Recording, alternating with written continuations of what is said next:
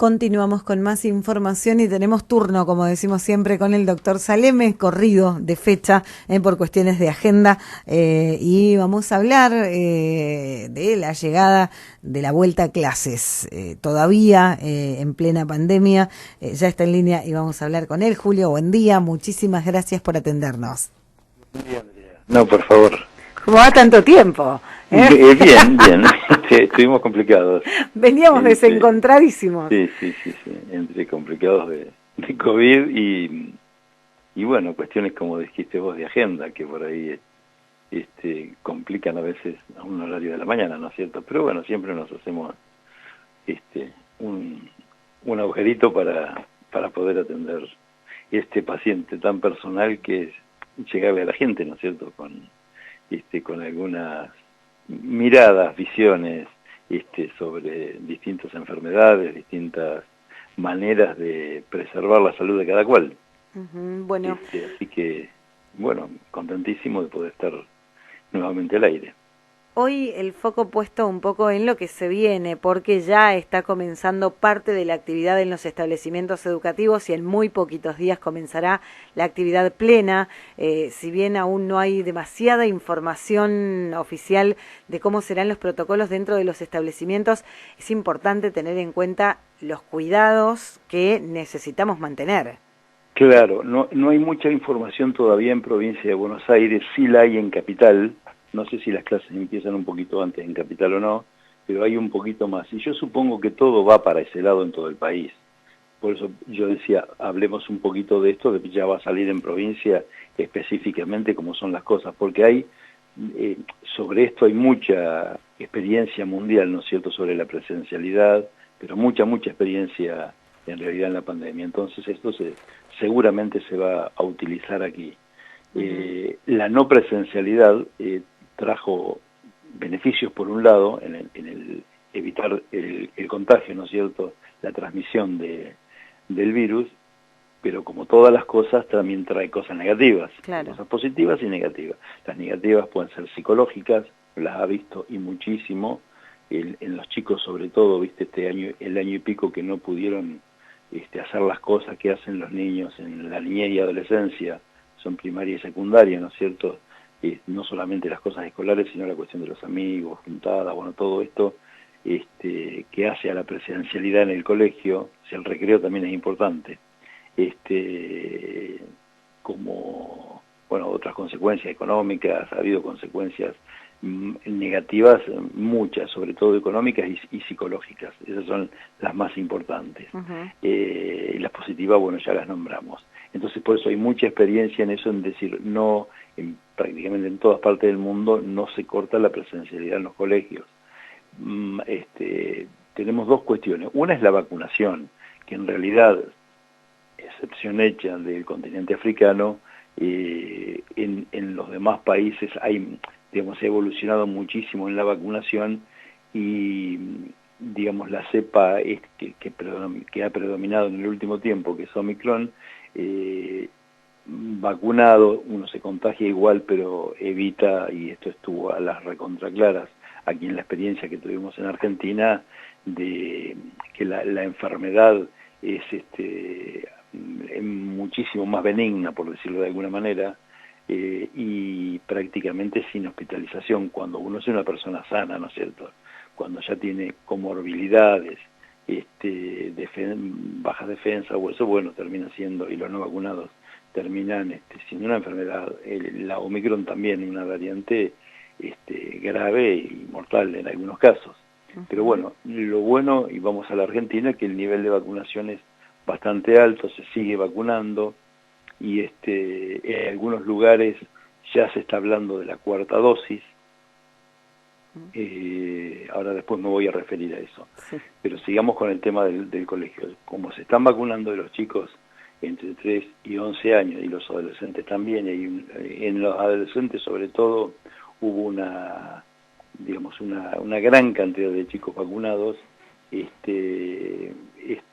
lo que se plantea es ya no trabajar más en burbujas, digamos, si alguien se enferma, da positivo, se aísla ese chico y nada más, todo lo demás sigue funcionando perfectamente bien. Por supuesto, de cuarto grado en adelante, estoy diciendo capital, que claro. es lo que se sabe, sería con barbijo, y los chicos más pequeños sería sin barbijo. No que se contagian menos, pero esto está visto en el mundo, que sobre todo el aprendizaje de la lectoescritura y la comprensión, mirar los labios, bueno, toda esta cosa, hace muchísimo a la evolución de la educación en esos primeros años.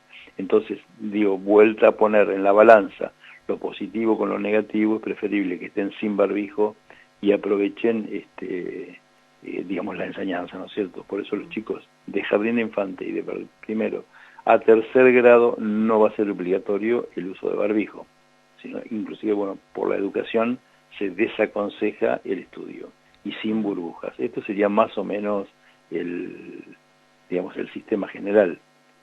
Por supuesto que todo lo demás, el cuidado, el lavado de manos, la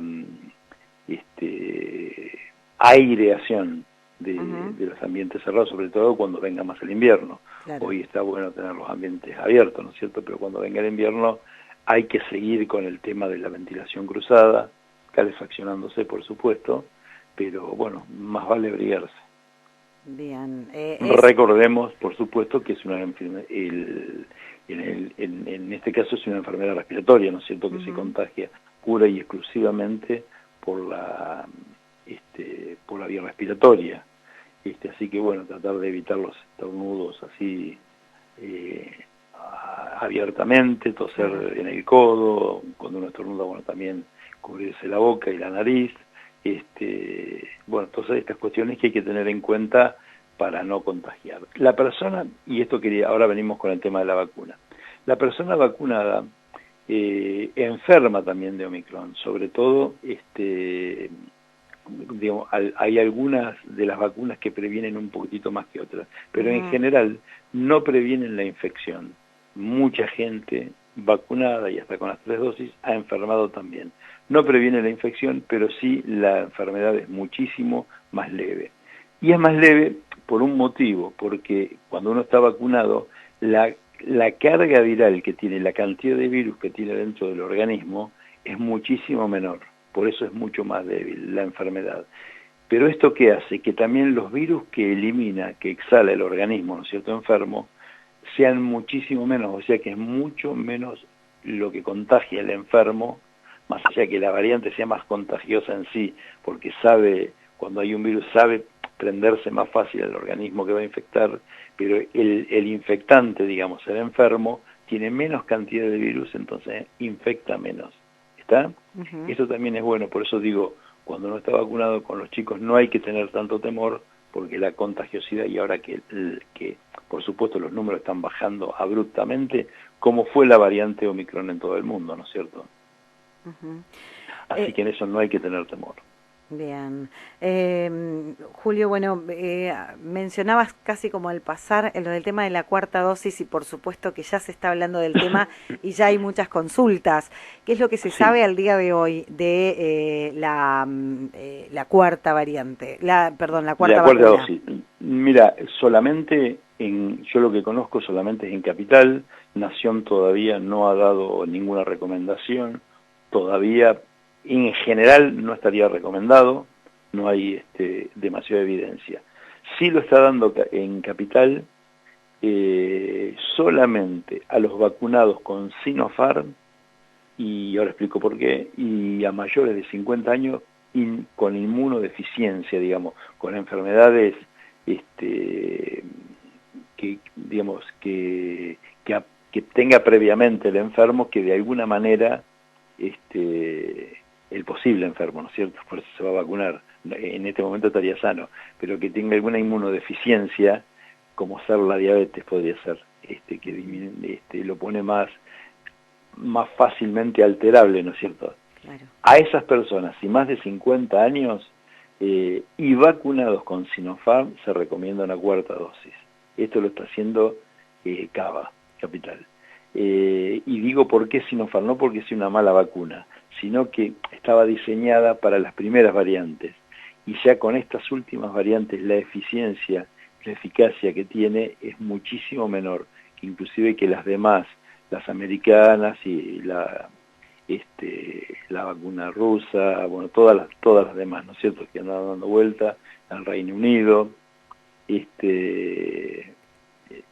Para esta nueva variante es mucho menos eficaz. Entonces, sí se recomienda en los pacientes inmunodeprimidos, en resumen, después de los 50 años dar una cuarta dosis. En el resto del país y en el resto de los enfermos aún no hay experiencia y no habría, con una tercera dosis estamos bien, por lo menos por ahora.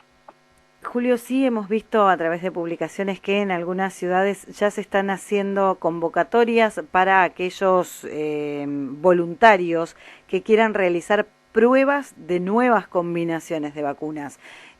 Por tal caso, en La Plata, por ejemplo, se está hablando de una convocatoria mayores de 18 años para realizar prueba de distintas combinaciones que incluirían ahora a CanSino. Sí, CanSino es monodosis. Y ahora utilizarla, digamos, combinada, porque si no con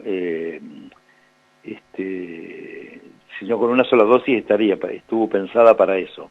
Está en su comienzo y con la primer cepa. Se están haciendo estudios y ponen a CanSino también, que es una vacuna que está aprobada, pero vuelvo a repetir, monodosis, ver qué pasa con multidosis, y si mejora esto que yo te decía, que es la eficacia y la eficiencia en estas nuevas variantes, más allá que está pensado para las primeras variantes también, no para las nuevas. Bueno, y esto está bien porque, digamos, la pandemia no se va a terminar de un día para otro y el virus no se va a ir de un día para otro de la faz de la Tierra, quedará como una endemia, con virus que de alguna manera al replicarse, lo hemos explicado hasta el cansancio, y al replicarse mucho a veces modifican y van apareciendo nuevas variantes. Sobre todo tenemos el tema de África, ¿no es cierto?, que al ser tan baja la vacunación y con tan pocos registros que tienen, evidentemente es un lugar donde está replicándose muchísimo el virus y es capaz de producir nuevas variantes. Por caso, Omicron salió de África.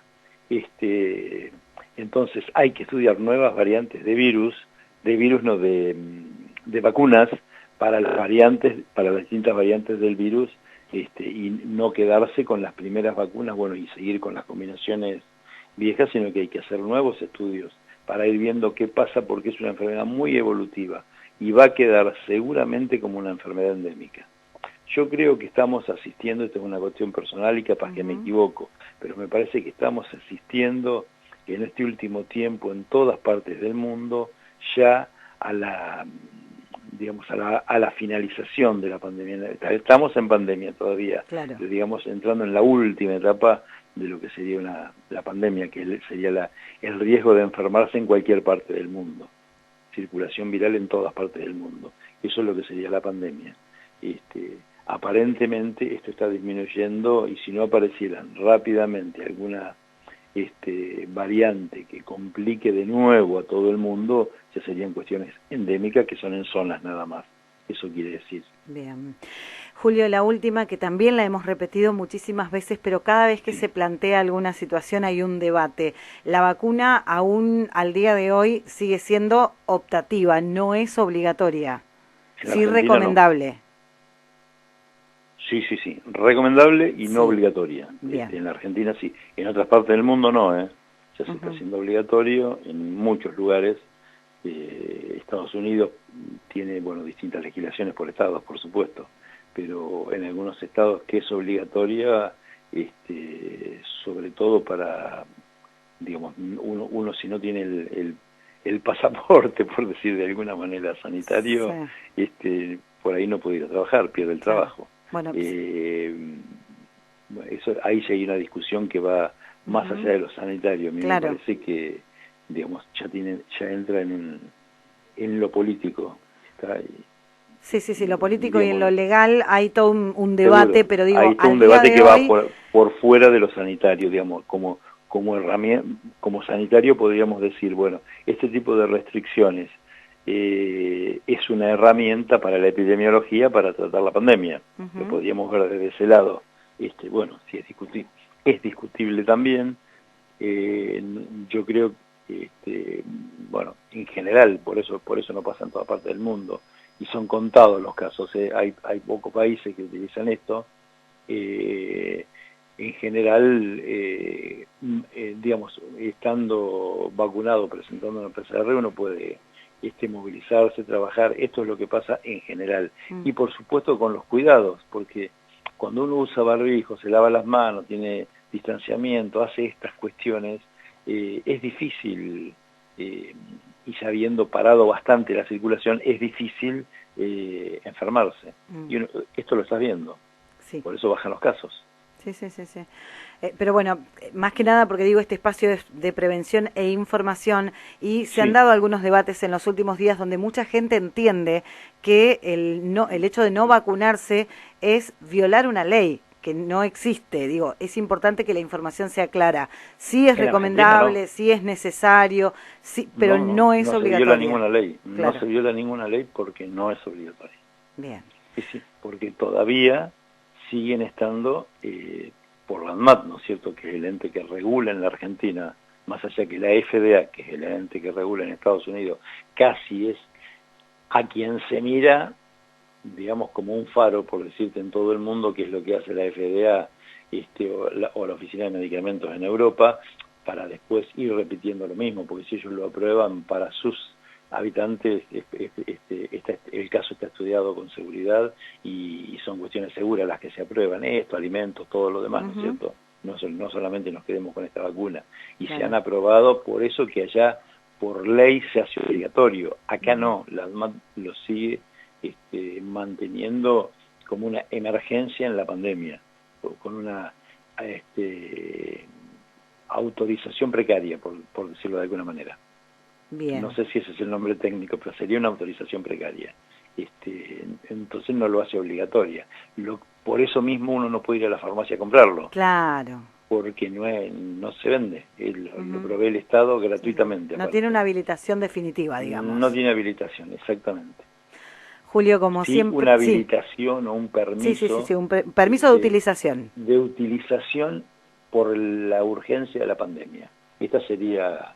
palabra más, palabra menos, sería el concepto. Esto es lo que pasa en Argentina, en todas partes, en todos los distritos, porque acá la ley, digamos, es una sola. Las leyes nacionales son de cumplimiento obligatorio en todo el territorio, más allá de lo que diga cada provincia, de lo que legisle cada provincia o cada municipio, lo que vale es la ley nacional. Así que esta es la situación en la Argentina. Pero bueno, volvemos a lo mismo, hay que vacunarse, hay que usar el barbijo, sobre todo, digamos, hoy en espacios abiertos ya no es tan necesario. Yo quiero, viste, ahora con el diario del lunes podemos decir algunas cuestiones. Los cuidados hay que tenerlos, no hay que obsesionarse tampoco demasiado, el barbijo hay que utilizarlo, pero cuando la pandemia se da, y lo veníamos diciendo, iba a pasar en Argentina y pasó, y subieron los casos desde en todo el país. Entonces nosotros no podemos decir acá en Pehuajó por la culpa la tienen los chicos y por las fiestas electrónicas, voy a saber cómo se llaman, que hubo para Navidad y para Año Nuevo, donde estaba llenísimo de gente. Digo, por eso tuvimos después la explosión de casos. No porque, ¿por qué te digo? Porque pasó desde La Quiaca a Tierra del Fuego, pasó en todo el país, en el mismo momento más o menos, el pico que tuvo Omicron y después como cayó. O sea que no tiene nada que ver eso, no estigmaticemos, sobre todo la salida de la juventud, que estuvo 2 años prácticamente, lo poco que hacían era en clandestino y era muy poco. En realidad hacía mucho ruido esas fiestas de 100, 150 personas, pero eran pocas en realidad a comparación de lo que es la cantidad de habitantes totales del país, ¿no es cierto? Entonces, yo digo, no estigmaticemos los chicos, sobre todo, que no son los que están, los portadores y que están infectando a todo el pueblo, porque pasó en todos lados, más allá de donde hubo fiestas y donde no hubo fiestas. Sí, vuelvo a repetir, hay que seguir utilizando, sobre todo, pongamos énfasis en esto, sobre todo ahora que comienzan las clases, porque las clases tienen que empezar, tienen que concurrir los chicos, sin burbujas, tener una actividad lo más normal posible, que es lo mejor que nos puede pasar en este equilibrio que yo decía, entre lo psicológico y lo sanitario, infectológico, digamos. Bien. Julio, muchísimas gracias como siempre por toda la información y estaremos en contacto la próxima semana. Bueno, muchas gracias a ustedes. Abrazo enorme, hasta luego. Igualmente, hasta luego. El doctor Julio Saleme, hablando de la información que tiene que ver con lo que está ocurriendo en diferentes lugares donde ya se empieza a hablar de la presencialidad plena, sin burbujas. En caso de que una persona esté afectada por COVID, se aísla la persona, no el grupo completo, medidas bastante más racionales a lo que veníamos teniendo hasta ahora. Y sin ser antivacuna, porque hay mucha gente que cree que la postura de la vacuna no es obligatoria, es de los antivacuna, Julio Saleme, médico que recomienda permanentemente la vacunación, nos aclara que sigue sin ser obligatoria, que no es una cuestión legal o ilegal, sino simplemente voluntaria y que todo tiene que ver porque ANMAT, que es el organismo que regula la autorización o no definitiva de determinados medicamentos y o alimentos, en este caso tiene una autorización precaria de todas las vacunas que se están utilizando.